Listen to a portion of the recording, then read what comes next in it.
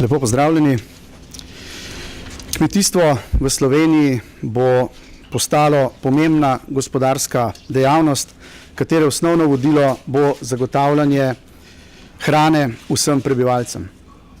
Posledično to pomeni tudi nova delovna mesta, ohranjanje podeželja in razvoj turizma. Dvignili bomo samooskrbo s ključnimi kmetijskimi pridelki in proizvodi, spremenili bomo prioritete vzpodbujanja kmetijskih panog in jih pravilno skozi ukrepe razvoja podeželja razdelili tako, da se maksimalno izkoristijo naravni resursi in potencial od visokogorskih pašnikov pa do rodovitnih ravnic Prekmurja.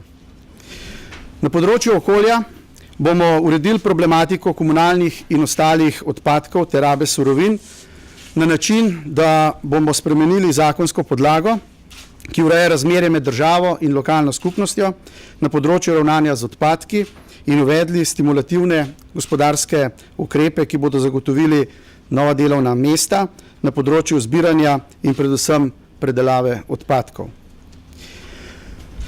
Na področju gozdarstva, ker je les izjemen naravni potencial Slovenije, bomo reformirali sistem koncesij za upravljanje javnih gozdov s ciljem boljšega izkoriščanja domače predelave lesa.